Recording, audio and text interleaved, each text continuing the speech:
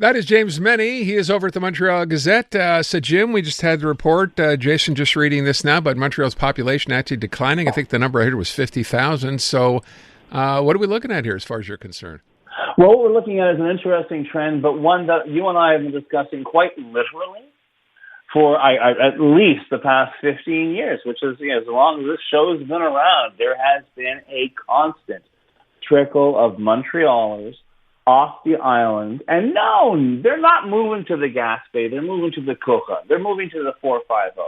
And in fact, this latest projection by the Quebec Institute of Statistics finds that, we're going to see Montreal perhaps drop down to a little over 1.9 million people by 2050, which I know is a fair amount of time, but you know what? The trend is downward, and that's not good. Meanwhile, the population of the 450 is going to nudge past 2.5 million. Think about that for a second.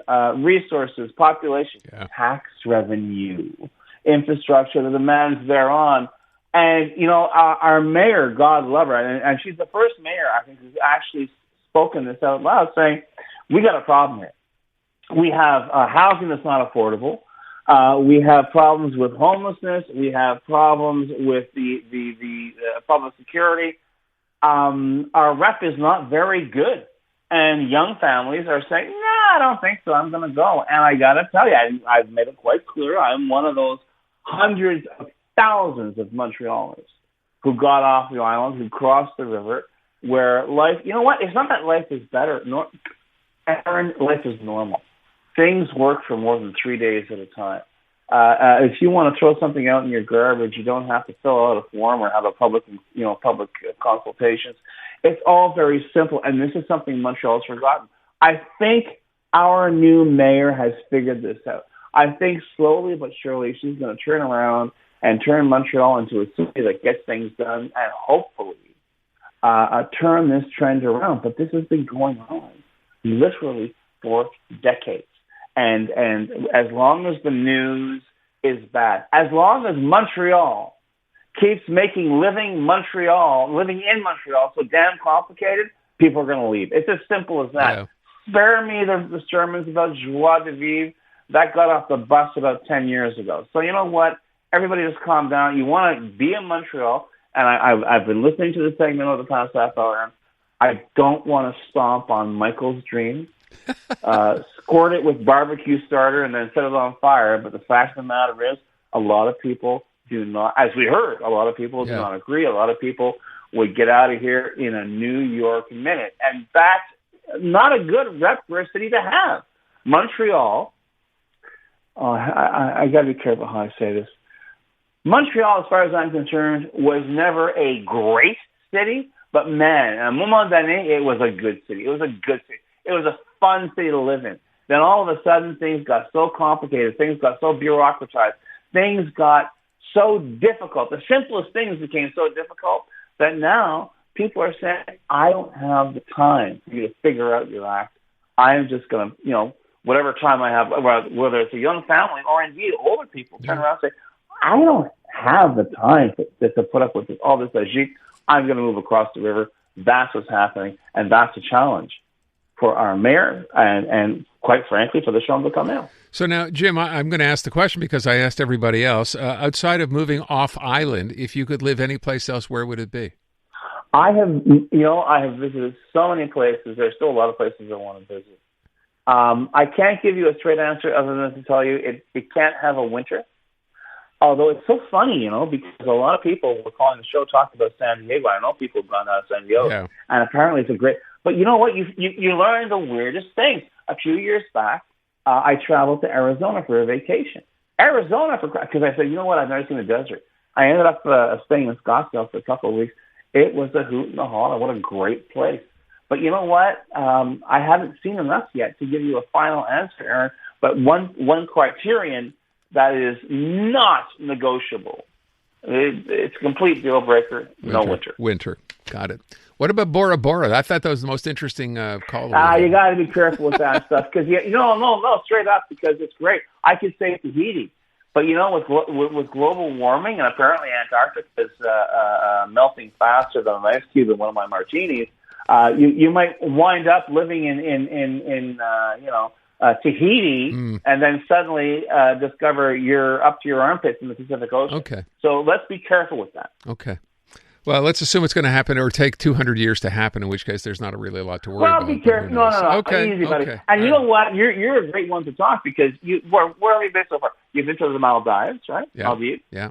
You've been to Zanzibar, you freak. I mean, come on. Who the hell goes to Zanzibar? You do, apparently. Right? It's nice there. Beautiful gorgeous. water. Yeah. Yeah. They got a great T-shirt. I'm going to give you one day. So you know what? Sometimes for things you say life's too short, but right now I still think I want to use the time I have to look around and find some place. As I say, no winter, so I'm sorry, Montreal. Okay, I'm sorry, fair 450. Yeah. But there we go. Fair. All right. I want to go on to this. Look, I brought this up yesterday, Jim, when I said earlier in the week I'd asked about is it time to put U.S. liquor back on shelves, and then I watched Pete Hoekstra doing another interview yesterday, continuing to just basically deny that all the fault here, I mean, we've talked about this before, lies with the U.S. It's not been a fair, he said, she said. But then I guess this comes out of nowhere. Adam Schiff, people have probably heard because, he's been, a Democrat for a long, long time, goes ahead and actually sends, I guess he posted this on Twitter. He wrote this: Canada's boycott of California wine is causing devastating harm to wine growers. I am urging the Canadian government to recognize that California does not agree with these tariff wars, to lift these restrictions and increase consumer options to strengthen both our economies. He sent that, I guess he sent it to someone federally, but he sent it to Christine Frechette as well, because Quebec and Ontario are their two biggest markets. But here's the thing, though, okay? And this is why I want to talk about this, because, we can go after Trump. That's a target-rich environment. Who cares? But here we have a Democratic senator who proves that Americans just don't get it. First of all, he sent a letter. Schiff sends a letter to Christine Frechette on June 24th, okay? And she basically replies politely that, no, it ain't going to happen. You know what? Maybe get your own house in order and then talk to me about whether or not we're going to sell California wine.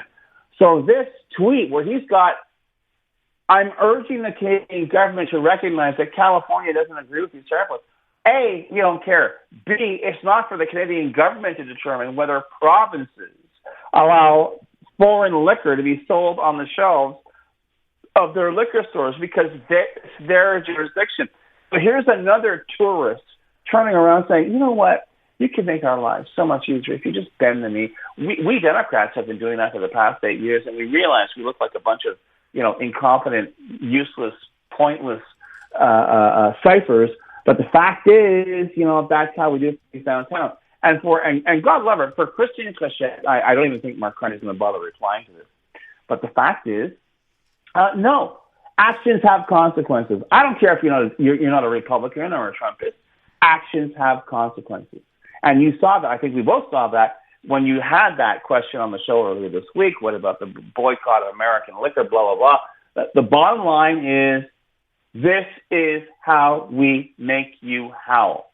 I know you like to send in aircraft carriers with, F-50s and bomb the hell out of people. No. We're just going to make you howl by not drinking your whiskey, by not drinking your wine. And that's all there is to it. So for Adam Schiff, God love you, maybe Mark Carney will, give you an accusé de réception for your attempt at turning the system around, the system of government we have in this government around. But in the meantime, you're just another American man who simply doesn't get it. I wonder, Jim, at the end of all this, and again, I know we talked about this idea, I think we should do something. And most people said, don't be stupid. We're not going to do this. We're going to hold out and not put that liquor back no matter who it hurts, because it's obviously not hurting the president, but it's hurting an industry, right, that's been relying on us. Do you not think as a token of good faith at any point, maybe not yet, maybe in a week or maybe in a month, we go ahead and say, you know what, this wasn't designed to hurt the American people, it was designed to hurt the president, and we're going to go ahead and put the liquor back? No, it's thermodynamics in politics, Aaron. You apply heat to whomever, and theoretically, if the Democratic Party has any spine, if Adam Schiff has any spine, they will turn around and convey that heat to the government in place, Yeah. to the administration in place, okay? That's not how it works. We don't have to bend over backwards to make Adam Schiff's life easier. He should be bending over backwards to make, first of all, his constituents' life easier. But it's not going to be us. It's going to be convincing Donald Trump or his collection of bootlickers to turn around and rethink these tariffs. Before that happens, nothing's going to happen at this end. And quite frankly, I'm very proud of the stand that Quebec took, and I'm very proud of the stand this government has taken. And if Adam Schiff doesn't get that, well, too bad, so sad. Canadian women are looking for more out of themselves, their businesses, their elected leaders, and the world around them. And that's why we're thrilled to introduce the Honest Talk podcast. I'm Jennifer Stewart. And I'm Catherine Clark. And in this podcast, we interview Canada's most inspiring women. Entrepreneurs, artists, athletes, politicians, and newsmakers, all at different stages of their journey. So if you're looking to connect, then we hope you'll join us. Listen to the Honest Talk podcast on iHeartRadio or wherever you listen to your podcasts.